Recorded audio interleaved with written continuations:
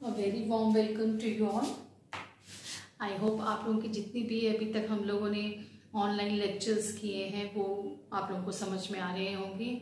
जो हमने आप लोगों को नोट्स दिए हैं, जो असाइनमेंट्स दिए हैं, वो भी आप लोग टाइम टू टाइम कर रहे होंगे। आज हम नया टॉपिक शुरू करने वाले हैं, वो है citizen charter. Citizen charter Hindi में इसको बोलते हैं नागरिक घोषणा पत्र। जैसे कि नाम से विदित होता है कि सिटीजन चार्टर्स मीन्स इसका जो भी आप कह सकते हो कंटेंट है, जो उद्देश्य है इसको बनाने का, वो नागरिकों पर केंद्रित है, सिटीजन सेंट्रिक है। So it is citizen charter. अब सवाल ये उठता है कि सिटीजन चार्टर क्या है, हम सिटीजन चार्टर किसे कहते हैं। इसकी जो मूलभूत भावना है उन सब चीजों पे तो हम लोग डेफिनेटली आएंगे ही। इसकी परिभाषा क्या है, इसका इतिहास क्या है, इन सब चीजों पे तो हम चर्चा करेंगे। आज सीधा सिटीजन चार्टर को डिस्कस न करते हुए पहले हम ये जानने की कोशिश करेंगे कि ऐसा क्या कारण है कि आज की तारीख में जब ज्यादातर सभी देश वेलफेयर स्टेट्स में आप कह सकते हो कि कन्वर्ट हो चुके हैं, पुलिस राज्य से सब वेलफेयर स्टेट यानी लोक कल्याणकारी राज्य बन चुके हैं, उसके बावजूद ऐसे क्या कारण रहे होंगे कि हमें इन सब एफर्ट्स के बाद भी, जहां पर आज की तारीख में राज्यों का, राज्य मतलब देश, सरकार आप किसी भी कह सकते हैं, चाहे वो स्थानीय स्तर पे हो, चाहे वो राज्य स्तर पे हो, चाहे वो केंद्र स्तर पे हो, तो यहाँ पर हम कहना चाह रहे हैं कि सरकारें, चाहे किसी भी देश की सरकार हो और चाहे किसी भी स्तर पे काम कर रही हो, वो उसका मेन उद्देश्य होता है कि जनता की सेवा करना, या जो भी सेवाएं उपलब्ध करवाई जा रही हैं उसका मुख्य केंद्र बिंदु जनता होनी चाहिए। जनता की सुविधा के अनुसार, जनता के विकास के लिए, मीन्स एक ओवरऑल डेवलपमेंट किसके लिए, जनता के लिए। उसी भावना से चाहे कोई सा भी देश हो, चाहे कोई सी भी राजनीतिक व्यवस्था हो, लेकिन उनका मुख्य उद्देश्य क्या होता है, जनता के विकास के लिए काम करना, समाज के विकास के लिए काम करना, देश को विकास के लिए काम करना। तो उनका मुख्य उद्देश्य हो गया चीजों को नॉट ओनली रेक्टिफाई करना, बल्कि उसको किसी इस ढंग से बनाया जाए, प्रस्तुत किया जाए या लागू किया जाए ताकि सबका विकास हो सके, सर्वांगीण विकास हो सके, न केवल जनता बल्कि देश का भी। अब जैसे मैंने आपसे कहा कि चाहे कोई सी भी राजनीतिक व्यवस्था हो, चाहे लोकतांत्रिक है, चाहे तानाशाह है, चाहे राजतंत्र है, बीट एनी पॉलिटिकल सिस्टम, हर एक का मेन उद्देश्य आज की तारीख में हो गया है विकास की ओर अग्रसर करना और जनता को मद्देनजर रखते हुए विकास की ओर अग्रसर करना। लोक कल्याणकारी राज्य, पहले के राज्य पुलिस राज्य हुआ करते थे, जैसे हम लोग शुरू में ही डिस्कस कर चुके हैं और आप लोगों को पता होगा, एक ब्रीफ कर लेते हैं। देखिए, ये जो पुलिस राज्य का जो कंसेप्ट शुरू हुआ था, ये एक तरीके से आप कह सकते हो कि यूरोप से शुरू हुआ था।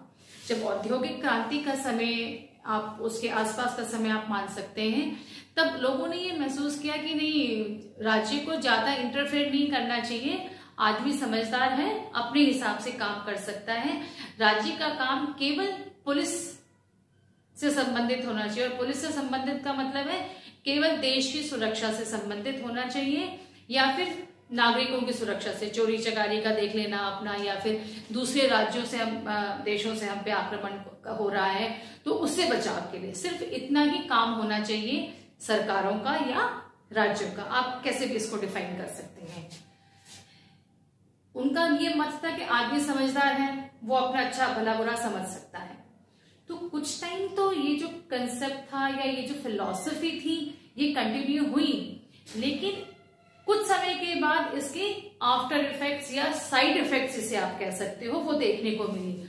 और इसकी वजह से क्या हुआ कि जो गरीब व्यक्ति था वो और गरीब होता चला गया, अमीर बहुत अमीर होता चला गया, बहुत एक्सट्रीम्स में हो गई थी सोसाइटी। अब चूंकि जब बात आ गई है जीने मरने की भी, आदमी अपने आप ही सब कुछ करेगा, राज्य आपको या आपकी सरकार आपको कोई फैसिलिटी प्रोवाइड नहीं करेगी। और उस समय को देखते हुए तब क्या होता था कि बच्चों ने भी फैक्ट्रियों में जाना शुरू कर दिया था, काम करना शुरू कर दिया था, पढ़ाई लिखाई छोड़ दी थी अपनी। तो उससे क्या हुआ, आपके समाज का विकास तो बल्कि नहीं हुआ, क्योंकि वो विकास किसी भी तरीके से ना था, ना तो वो आर्थिक तरीके से हो रहा था, ना सामाजिक रूप से वो हो रहा था, राजनीतिक रूप से तो डेफिनेटली उस टाइम बहुत एक्सट्रीम्स में चल रही थी सोसाइटी वहां पे, तो उसको भी हम एक, it was a revolutionary phase but not in a typical developmentary phase, ऐसा नहीं था। तो जब एक्सट्रीम्स में सोसाइटी चली गई तो क्राइम बढ़ने लग गया, लोगों में फ्रस्ट्रेशन ज्यादा होने लग गई, और फिर बाद में कुछ टाइम के बाद ये रियलाइज किया गया कि नहीं, जो राज्य का काम है वो केवल पुलिस राज्य तक सीमित नहीं रह सकता। राज्य का काम केवल देश की सुरक्षा या चोरी चकारी का अपने इंटरनल सिक्योरिटी या एक्सटर्नल सिक्योरिटी तक नहीं है। राज्य का काम या सरकारों का काम इससे कुछ अधिक है। They have to be responsible for their citizens. उन्हें अपने नागरिकों के प्रति उत्तरदायी होना पड़ेगा, जिम्मेदार होना पड़ेगा और जवाबदेही भी होना पड़ेगा। और यही कारण था कि धीरे धीरे पुलिस राज्य से आज की तारीख में हम लोग जन कल्याण या आप कह सकते हो कि लोक कल्याणकारी राज्य बन गए, वेलफेयर स्टेट की तरफ हम लोग बढ़ चुके हैं। अब जब हम बात कर रहे हैं वेलफेयर स्टेट की, तो वेलफेयर स्टेट में डेफिनेटली हम बात कर रहे हैं कि भाई मुख्य जो भी इसका केंद्र बिंदु है राज्य की गतिविधियों का, वो जनता है, नागरिक है, उसके कल्याण के लिए काम करना है, उसके विकास के लिए काम करना है, और इस ढंग से काम करना है कि आर्थिक, सामाजिक और राजनीतिक रूप से हर तरीके से विकास हो सके। तो फिर कहाँ जरूरत आ गई थी सिटीजन चार्टर की, नागरिक घोषणा पत्र की आवश्यकता हमें क्यों पड़ी? देखिए, जब भी कोई चीज शुरू होती है ना, एक तो होता है कि शुरुआती दौर, एक होता है ट्रांजिशनल पीरियड, एक दौर से दूसरे दौर में जब जा रहा है। तो जब दूसरे दौर में जा रहा है, जो ट्रांजिशनल पीरियड होता है वो तो डेफिनेटली बहुत क्रूशियल होता है। उसमें बहुत सी उथल पुथल होती है, बहुत सी चेंजेस आती हैं, जो समय के बाद हम रियलाइज करते हैं आफ्टर सम टाइम कि हाँ, ये चीजें तो अच्छी थी, इसकी वजह से सोसाइटी में ये पॉजिटिव चेंजेस आए हैं, और ये रीजंस रहे थे कि लोगों में इतना फ्रस्ट्रेशन क्यों था या रेवोल्यूशन क्यों हुआ, उसको भी हम एनालाइज करते हैं। और जब इन सब चीजों को एनालाइज करते हैं और पॉजिटिव चेंजेस देखते हैं, और डेफिनेटली दूसरा दौर शुरू हो रहा है, दूसरा फेज शुरू हो रहा है, तो वो उस फेज का वापस शुरुआती दौर हो गया। तो कहने का मतलब ये है कि जब लोक कल्याणकारी राज्य की शुरुआत हुई या जब हमने इस कंसेप्ट को अपनाया, तब शुरू का जो टाइम था वो इतना कॉम्प्लेक्स नहीं था जितना आज के टाइम में है। सरकारों के पास या राज्य के पास जो मुद्दे हुआ करते थे विकास के लिए या जनता के हित के लिए, वो उतने डाइवर्स नहीं थे, उतने विविध नहीं थे। राज्य की जो कार्य करने की प्रकृति थी, जो नेचर थी, इतनी कॉम्प्लेक्स नहीं थी। लेकिन उस समय को हम आज के समय को अगर हम लोग कंपेयर करते हैं, तो डेफिनेटली आज की तारीख में सरकारों पर या राज्यों पे काम का दबाव या उसको और अच्छे ढंग से करने का प्रेशर बढ़ा है। इसके अलावा जनता की सरकार से उम्मीदें बहुत ज्यादा बढ़ गई हैं। पहले इतनी नहीं होती थी, लेकिन आज की तारीख में एवरीबडी इज लाइक दैट कि जो कुछ करेगी सरकार करेगी। For each and everything we look up to the government की जो कुछ भी फैसिलिटी प्रोवाइड करनी है वो गवर्नमेंट हमें प्रोवाइड करेगी। It is their duty, it is their moral right, कुछ भी आप कह देते हैं, और ये काफी हद तक सही है। लेकिन इसका एक ड्रॉबैक है। ड्रॉबैक ये हुआ कि जब सरकारों पर प्रेशर बहुत ज्यादा बढ़ा या जो सरकार की कार्य करने की प्रणाली है जब वो बहुत ज्यादा कॉम्प्लेक्स होने लग गई, तो उसमें कुछ आप कह सकते हो कि ऑब्स्टिकल्स और ज्यादा आने लग गए। और उन ऑब्स्टिकल्स की वजह न केवल कॉम्प्लेक्सिटी या डाइवर्सिटी थी जो समय के अनुसार चेंज हो रही थी, उसका एक रीजन उसमें काम करने वाले व्यक्ति भी थे। तो it's a combination of all. हम ये नहीं कह सकते कि केवल सरकारी कर्मचारी थे, हम ये नहीं कह सकते कि जो डाइवर्सिटी या कॉम्प्लेक्सिटी सरकारों के काम में बढ़ गई थी उसकी वजह से हुआ।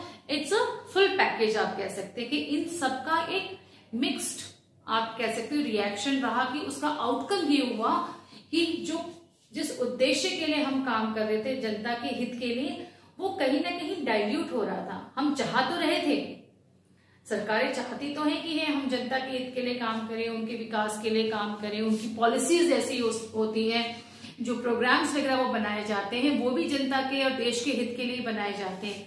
लेकिन जब उसका इम्प्लीमेंटेशन होता है, जब उसका आप कहते हैं जब उसको लागू किया जाता है, तो बनाने में और लागू करने के में थोड़ा सा फर्क आ गया।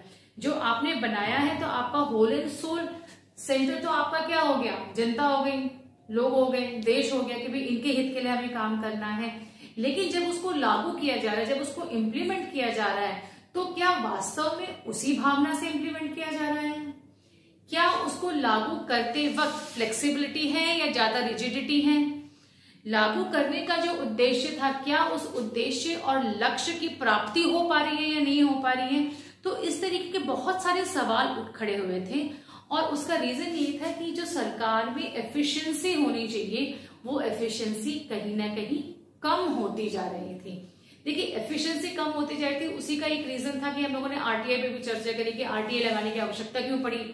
तो these are all some common factors to an extent, जहां पर हम बात करते हैं गुड गवर्नेंस की, जहां पर हम बात करते हैं सिटीजन चार्टर की, जहां पर हम बात करते हैं आरटीआई की।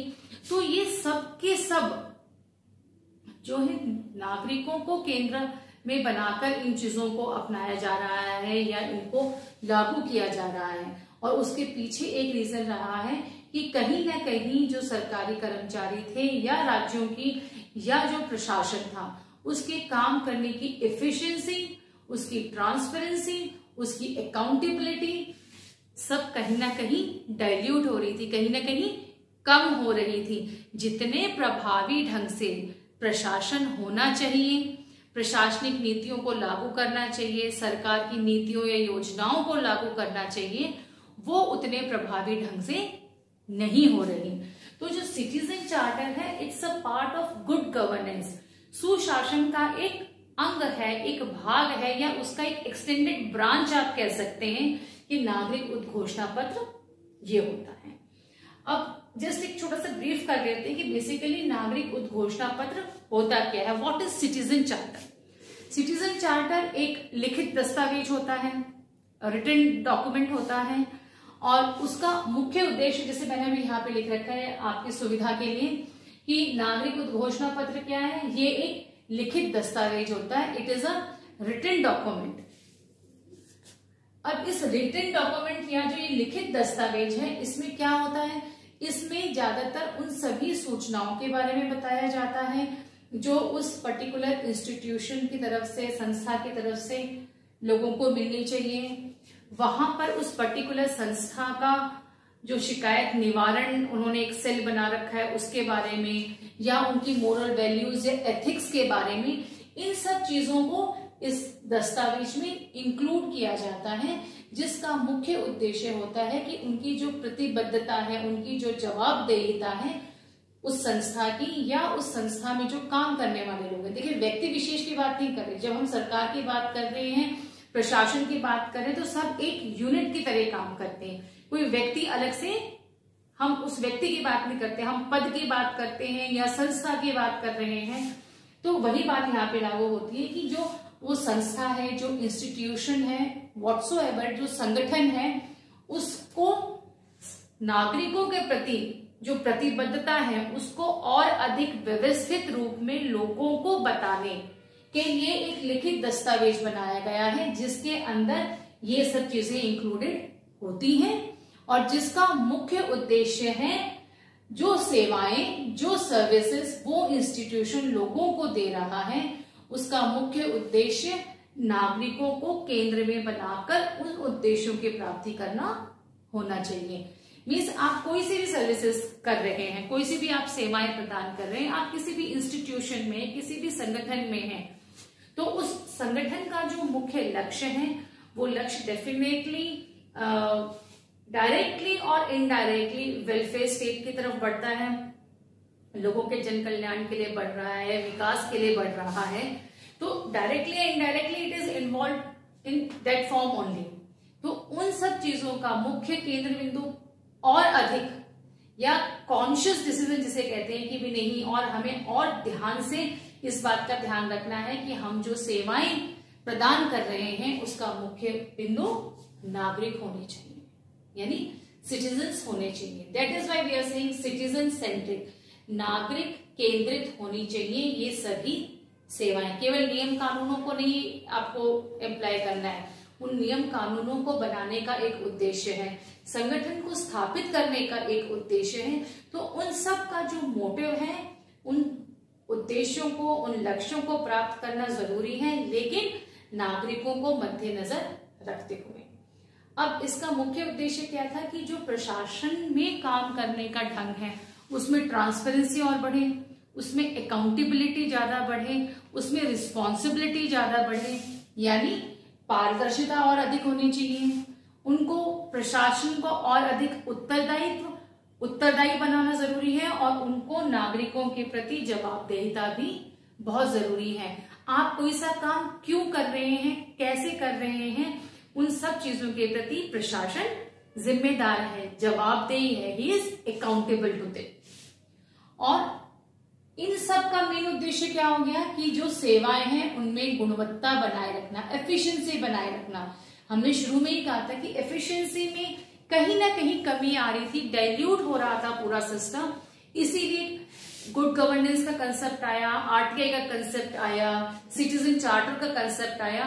तो ये सब चीजें कहीं ना कहीं एक दूसरे से जुड़ी हुई हैं, जिनका मुख्य उद्देश्य है कि हम जो भी काम कर रहे हैं वो जनता के हित में तो कर ही रहे हैं, जनता को और कॉन्शियसली ध्यान में रखते हुए हमें वो सेवाएं प्रदान करनी है, जिसका मुख्य उद्देश्य क्वालिटी मेंटेन करते हुए ट्रांसपेरेंसी भी आपको रखनी है, आपको अकाउंटेबिलिटी भी आपकी मेंटेन होनी चाहिए, आपकी रिस्पॉन्सिबिलिटी भी पूरी होनी चाहिए, आप जवाबदेह भी होंगे, आप उत्तरदायी भी होंगे और आपके काम में पारदर्शिता होनी चाहिए।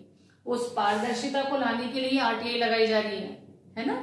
तो इन सब चीजों का ये सब बेसिकली एक तरीके से बैकग्राउंड है सिटीजन चार्टर का, या आप एक बहुत ही ब्रीफ कह सकते हैं कि सिटीजन चार्टर क्या है, एक लिखित दस्तावेज है, इसके अंदर क्या क्या चीजें इंक्लूडेड है ये हमने बात कर ली। लेकिन सिटीजन चार्टर की आवश्यकता क्यों पड़ी है, इसका मुख्य उद्देश्य क्या है, इसको आज हमने बहुत ही ब्रीफली डिस्कस किया है।